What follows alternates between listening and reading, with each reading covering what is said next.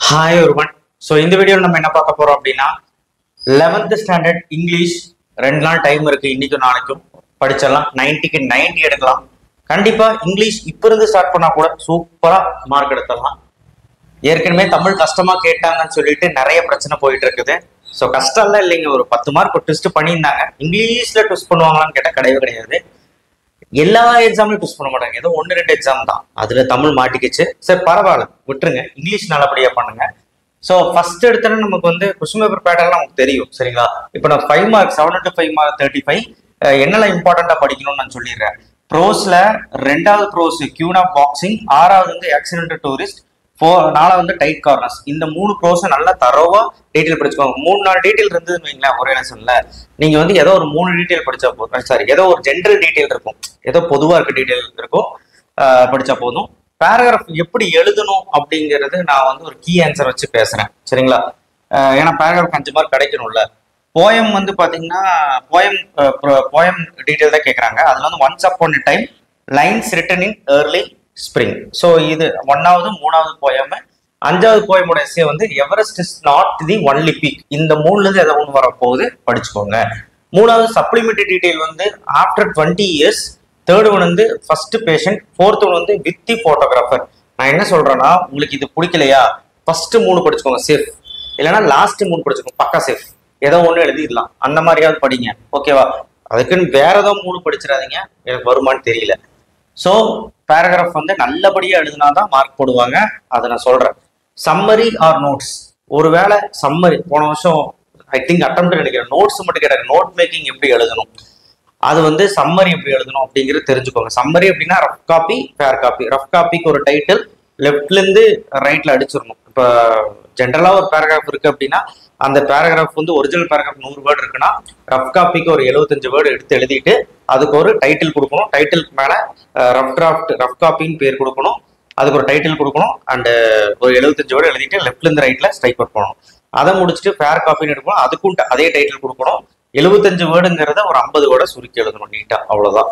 Note making அப்படின்னா நீங்க important ஒரு 10 பாயிண்ட்ஸ் கரெக்டா எழுதணும். அது ஃபார்மேட் நான் வந்து அப்புறம் பார்த்துட்டு சொல்றேன். ஐ மீன் கரெக்டா சொல்றேன், ஏன்னா 5 மார்க் கரெக்டா கிடைக்காது, கரெக்டா எழுதுனாதான் கிடைக்கும். ஆர் சாய்ஸ்ல டைலாக் ரைட்டிங் ஒரு ஜென்ரல் எஸ்ஸே கேட்குறாங்க, எனக்கு தெரிஞ்ச சம்மரி நோட்ஸ் எழுதிருங்க. 5வது வந்து advertisement, formal informal. Letter writing கேட்பாங்க. அட்வர்டைஸ்மெண்ட்னா ஏதாவது ஆட் கொடுத்துருப்பாங்க, அதுக்கு நம்ம வந்து ரெஸ்பாண்ட் பண்ற மாதிரி இருக்கும். நம்ம பயோடேட்டாலாம் அனுப்பணும். அது வந்து லெட்டர் ரைட்டிங் சொல்லும்போது அந்த ஃபார்மேட்ல சொல்றேன். Formal informal. ஃபார்மல்னா ஹெட் மாஸ்டருக்கு எழுதுறது, லீவ் லெட்டர் எழுதுறது. இன்ஃபார்மல்னா ஃப்ரெண்டுக்கு எழுதுறது. இது வந்து இந்த 3 ஃபார்மேட்டும் நான் சொல்லிடுறேன். ஃபார்மேட்டுக்கே 3 மார்க் கிடைச்சிடும். ஸோ இதெல்லாம் வந்து சிம்பிளாவே எழுதிடலாம். இதெல்லாம் தனித்தனியா வீடியோ போடுறேன். ஸோ அடுத்து எரர் ஸ்பாட்டிங்கும் இது எல்லாமே ஈஸியா படிக்காம எழுதிடலாமா. எரர் ஸ்பாட்டிங் வந்து கோல்டன் ரூல்ஸ்ல மட்டும் இருக்கு, அதையும் நான் சொல்லிடுறேன். எரர் ஸ்பாட்டிங் பிடிக்கலையா, ஆர் சாய்ஸ்ல ஹோமோஃபோன்ஸ் வரும், அது எல்லாருமே 2 மார்க் எடுத்துருவீங்க. டென்சஸ் வரும், புக் பேக் தான் வரும், படிச்சுக்கலாம். மாடல் செமி மாடல் வரும், புக் பேக் படிச்சுக்கோங்க. கன்ஜெக்ஷன் லிங்கஸ் வரும், அது ஓனா தான் கேட்பாங்க. ஸோ 5 மார்க் இப்படிதான் பிரிக்கிறாங்க அதை. ஸோ 6வது கொஸ்டினுக்கு நம்ம என்ன பண்ணலாங்கிறது அப்புறம் பார்த்துக்கலாம். பட் என்னைய கேட்டீங்கன்னா கீழுக்கு தான் எழுதுன்னு சொல்லுவாங்க. எரர் ஸ்பாட்டிங் வந்து ஓகே கோல்டன் ரூல்ஸ் படிக்கிறோம், பட் கஸ்டமர் கேட்டா வம்பாயிடும். அடுத்து 7வது எல்லாருமே காம்ப்ரிஹென்ஷன் எழுதுங்க. நீங்க ஏதாவது ஜென்ரல் எஸ்ஸே எல்லாம் கேட்டாங்கன்னா விட்டுருங்க, காம்ப்ரிஹென்ஷனே எழுதுங்க. காம்ப்ரிஹென்ஷன் 5 கேட்டா 5 மார்க் எடுத்துடலாம். இப்ப பார்ட் 1க்கு வருவோம். 20 1 மார்க். 20 1 மார்க் வந்து எப்படி கேட்கறாங்க அப்படின்னு நமக்கு தெரியும். இருந்தாலும் என்னெல்லாம் பார்க்கணும் நான் ஃபைனலா சொல்லிடுறேன். 3 சினோனிம்ஸ் 3 ஆன்டனிம்ஸ் கேட்கறாங்க. நீங்க எல்லா லெசனோட க்ளோசரி நல்லபடியா படிக்கணும். ப்ரோஸோட க்ளோசரி படிச்சீங்கன்னா 3 சினோனிம்ஸ் கரெக்டா இல்லை, ஆன்டனிம்ஸ் கரெக்டாகணும்னா வே டு சக்சஸ் கைடு எடுத்து அதுல வந்து ப்ரீவியஸ் இயர் கவர்மெண்ட் கொஸ்டினும் அண்ட் ஆல்சோ ஆஸ்க்டு ப்ராக்டிஸ் கொஸ்டினும் அண்ட் புக் பேக் கொஸ்டினும் இருக்கு. அதுல இருக்கிற ஆன்டனிம்ஸ் படிச்சிருங்க போதும். சினோனிம்ஸும் அதே மாதிரி படிச்சுக்கோங்க. நான் க்ளோசரி படிக்காம விட்டுறாதீங்க, 6 மார்க் கிடைச்சிடலாம். காம்பவுண்ட் வேர்டு வந்து பாத்தீங்கன்னா 3வது வந்து காம்பவுண்ட் வேர்டு நம்ம way to success guide use பண்ணலாம். வே டு சக்சஸ் கைடு நான் அப்படியே 21 மார்க் எழுதுற மாதிரி நான் பிடிஎஃபா போடுவேன், பயப்படாது. ப்ரிஃபிக்ஸ் அஃபிக்ஸ் கண்டிப்பா ப்ரிஃபிக்ஸ் அஃபிக்ஸ் ஈஸி தான், எழுதிடலாம். இதெல்லாம் ஜென்ரலா எழுதுறது தான். அப்ரிவியேஷனும் எழுதிடலாம். அப்ரிவியேஷன் எல்லாமே நல்லபடியா பார்த்தா எழுதிடலாம். புக் பேக்கை ஃபர்ஸ்ட் பாத்துருங்க, அப்புறம் புக் இன்னும் பார்க்கணும்.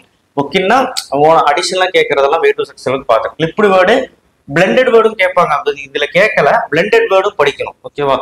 கிளிப்டு பிளெண்டடும் பார்த்துக்கோங்க சரிங்களா. பிளெண்டட் வேர்ட்ஸும் கிளிப்டு வேர்ட்ஸும். ஃப்ரேசல் வேப் வந்து book back and practice question and government questions மட்டும் பார்த்தா போது வே டு சக்சஸ். கொஸ்டின் டேக்கும் அதே மாதிரி பார்த்தா போதும், சென்டென்ஸ் பேட்டர்னும் அதே மாதிரி பார்த்தா போதும். ஃபாரின் வேர்டு மட்டும் அடிஷ்னலாக நம்ம படிக்கணும், நிறைய படிக்கணும். ஸ்பெல் கரெக்ஷன், அதாவது ஒரு ஸ்பெல்லிங் கொடுத்தோம், 4 ஸ்பெல்லிங் கொடுத்துருக்கு, இது எது தப்பு இதுல எது கரெக்ட் அப்படின்னு கேட்பாங்க. ஸோ அதை வந்து நம்ம ஓனா தான் கேட்பாங்க. ஸ்பெல்லிங் வந்து நம்ம தான், ப்ரிப்போர்ஷன் வந்து அதே மாதிரி நம்ம வந்து கவர்மெண்ட் கொஸ்டின்ஸு, அந்த practice questions and book back questions previous year, அதாவது வே டு சக்ஸஸ்ல இருக்கும். டிஃபைன்டு டேர்ம்ஸ், ஏதாவது டெஃபினிஷன் மாதிரி எதாவது கேட்பாங்க, அது நம்ம வந்து ஃபுல்லாக அடிஷனோட சேர்த்து படிக்கும். இடியம்ஸும் புக் பேக் மட்டும் பார்த்தா போதும். சிலபிஃபிகேஷன் ஓனா தான் கேட்பாங்க, அதுக்கு நம்ம சொல்லிடலாம். சிலபிஃபிகேஷன் அப்படின்னா ஒன்றுமே இல்லை, நம்ம நம்ம என்டர்டைன்மெண்ட் இருக்கு அப்படின்னா அது என்டர்டைன்மெண்ட் தமிழ்ல எழுதி போடணும். தமிழ்ல வந்து அந்த மெய்யெழுத்து வரும், அதாவது என்டர்டைன்மெண்ட், இஎன்டைன்மெண்ட், என்டர்டைன்மெண்ட் இருக்கா. ஸோ என்டர் டை, ஓகேவா, டை மண்ட், இது என்டர்டைன்மெண்ட். ஸோ இது வந்து என்னெல்லாம் அந்த வல்லின எழுத்துக்கள் வருதோ அதெல்லாமே கேன்சல் பண்ணீங்கன்னா மீதி இருக்கிறதா என்னது பாருங்க, 3 தான் இருக்கு, 3 தான். அப்போ அந்த மாதிரி ட்ரை சிலபிஃபை எழுதலாம். இது நான் தனியாக சொல்றேன், என்டர்டைன்மெண்ட். ஸோ அதை வேணா செக் பண்ணி பாருங்க சிலபிஃபிகேஷன், அது ஒரு ஷார்ட்கட் மெத்தட். பொலைட் ஆல்டர்னேட்டிவ் இல்லை எஃபமிசம்ஸ் இது கேட்பாங்க. இது புக் பேக் மட்டும் நல்லா படிங்க, ப்ரீவியஸ் கொஸ்டின்ஸ் படிங்க, அவ்வளோதான். ஸோ இது எல்லாமே பார்த்தீங்கன்னா இப்படி பார்த்தீங்கன்னா மட்டும்தான் 21 மார்க் அடிக்க முடியும். அடுத்து part 2 section 1 4x2 8 poem appreciation, any 4 poems book back units மட்டும் படிச்சா போதும். எனி 4 போயமோட அப்ரிசியேஷன் புக் பேக் படிச்சா போதும். Figure of speech, alliteration, rhyming word, rhyming scheme இது பார்த்தே ஆகணும். ஃபிகர் ஆஃப் ஸ்பீச்சில் சிமிலி, மெட்டாஃபர், பர்சனிஃபிகேஷன் வர மாதிரி நல்லா பார்த்துக்கோங்க, அதுதான் அதிகமாக கேட்பாங்க. செக்ஷன் 2 கிராமர், இன்டைரக்ட் டைரக்ட், இதுல வந்து 6 கொடுத்து 4 சொல்றாங்க. ஸோ 4 போய் மட்டும் படிச்சா போதும் அப்ரிசியேஷன். கிராமர் வந்து இன்டைரக்ட் டைரக்ட் இல்லைன்னா ரிப்போர்ட் ஸ்பீச்சா கேட்பாங்க. ரெண்டுமே இன்டைரக்ட் டைரக்ட் ரிப்போர்ட் ஸ்பீச் எப்படி வேணாலும் கேட்கலாம். ஸோ இது ரெண்டுமே நம்ம பார்த்துடலாம் தனியாக. ஆக்டிவ் வாய்ஸ் பாசிவ் வாய்ஸ் கேட்பாங்க, ரொம்ப ஈஸி, ரூல்ஸ் மட்டும் தெரிஞ்சா போடலாம். Begin with if, where, had அதையும் பார்த்துருங்க. ரிலேட்டிவ் ப்ரோனவுன் கேட்பாங்க, இல்லைனா வந்து சிம்பிள் காம்பவுண்ட் காம்ப்ளெக்ஸ் கேட்பாங்க, அதை விட்டுருங்க. ரிலேட்டிவ் ப்ரோனவுன் கேட்டாங்கன்னா போடுங்க, அது ஈஸி தான். ஸோ இது 3மே பார்க்கணும், சரிங்களா. இது புக் பேக்கும் பார்க்கணும், எக்ஸ்ட்ரா கொஸ்டின் எது வேணாலும் கேட்பாங்க, ப்ரீவியஸ் இயர் கொஸ்டின்ஸும் பார்க்கணும், அண்ட் ஆல்சோ அது ரூல்ஸ் தெரிஞ்சதும் போட முடியும். பார்ட் 3 வந்து பார்த்தீங்கன்னா இஆர்சியில் வந்து செக்ஷன் 1 போயம் வந்து 2, 3, 4, 5 இருக்க இஆர்சியோட ஆத்தர் நேம், போயமோட ஆத்தர் பேரு, போயமோட டைட்டில் நேமும் ஞாபகம் வச்சுக்கோங்க. ஏன்னா ஆத்தருக்கும் டைட்டிலுக்குமே 2 மார்க் கிடைச்சிரும். The lines is taken from this poem and author is அப்படின்னு சொல்லி எழுதுனா 2 மார்க். கான்டெக்ட்னு சொல்லிட்டு ஒரு 2 லைனு. எக்ஸ்பிளனேஷன் வந்து எப்படி வேணாலும் ஓனா எழுதிக்கலாம். 4 போயமுக்குமே ஜென்ரலா எக்ஸ்பிளனேஷன் கொடுக்குற மாதிரி, ஐ மீன் ஒரு போயம் இருக்கு அப்படின்னா அந்த போயமோட ஜென்ரல் எக்ஸ்பிளனேஷன் இருக்கும், அதை நான் கொடுக்குறேன், மினி மெட்டீரியல் பார்த்து கொடுக்குறேன், அதை நம்ம எழுதினாலே போதும், சரிங்களா. ஓனாவே எழுதிக்கலாம். எக்ஸ்பிளனேஷன் 3 மார்க் கிடைச்சிடும். இல்லைனா 6 போயம், உங்களுக்கு பயமா இருக்குன்னா 6 போயமுக்கும் போயம் நேமும் போயம் அப்ரிசியேஷன் ஆத்தர் பேரும் ஞாபகம் வச்சுக்கோங்க, அது எழுதினாலே 2 மார்க் கிடைச்சிடும். ஏன்னா 3 கொடுத்து 2 கண்டிப்பா இந்த லெசன்ஸ்ல இருந்தா வரப்போது. 3 கொடுத்து 2 பார்த்துக்கோங்க. லைன்ஸ் கண்டுபிடிக்க தெரியணும், அதுக்கு நீங்க அப்ரிசியேஷன் கொஸ்டின் படிக்கணும், போயம் எஸ்ஏ படிக்கணும், அப்பதான் நமக்கு அந்த லைன்ஸ் கண்டுபிடிக்க ஈஸியா இருக்கும். அடுத்து செக்ஷன் 2, இதுலயே செக்ஷன் 2 பார்ட் 3ல ப்ரோஸ் கொஸ்டின் ஆன்சர், அதுல 3 கொடுத்து 2 கேட்கறாங்க. ஸோ ஈஸியா எழுதல. எனி 4 லெசன்ஸ்ல புக் பேக்ல இருக்க கொஸ்டின் ஆன்சர் படிச்சுக்கோங்க, மனப்பாடம் பண்ண வேண்டாம், ஓனா படிச்சுக்கோங்க. 3x3 9 proverbs, notice writing, email writing, describing process, bar and pie chart இது பார்த்தா போதும். ஜம்பிள் சென்டென்ஸ் கேட்டா கேட்பாங்க, சரிங்களா. நான் என்ன சொல்றேன்னா ப்ராவப் கேட்டா அட்டன் பண்ணிருங்க, பட் கொஞ்சம் அது யோசிச்சு அட்டன் பண்ணுங்க. 3x3 9ல notice writing, email writing format நான் சொல்லிடுறேன், அது நாங்க வே டு சக்சஸ் சொல்லிடுறேன். டிஸ்கிரைபிங் ப்ராசஸ், லெமனாடு பண்ணு, ஆப்பிள் ஜூஸ் பண்ணு, எப்படி பண்ணுவேன், மேங்கோ ஜூஸ் எப்படி பண்ணுவேன், ரொம்ப ஈஸி. அது இன்கிரீடியன்ஸ் எல்லாம் போட்டு அதுக்கப்புறம் ப்ராசஸ் சொல்லி ஒரு 7 பாயிண்ட் எழுதணும், அதுவும் நம்ம ஃபார்மேட் போட்டுடலாம். பார் அண்ட் பை சார்ட் வந்து பாத்தீங்கன்னா அதை வச்சு கொஸ்டின் கேட்பாங்க, 3 கொஸ்டின், இது ஈஸியா எழுதிடலாம். இல்ல எக்ஸ்பேன்ஷன் ஹெட்லைன்ஸ் கேட்பாங்க, அது வந்து ஒரு ஹெட்லைன்ஸ் ஏதாவது இருக்குன்னா நியூஸ்ல வர மாதிரி அதை 3 பாயிண்ட் எழுதணும். இந்த மாதிரி எது வேணாலும் கேட்கலாம். ஸோ அதிகமாக இதான் கேட்குறாங்க, இது பார்த்துக்கோங்க.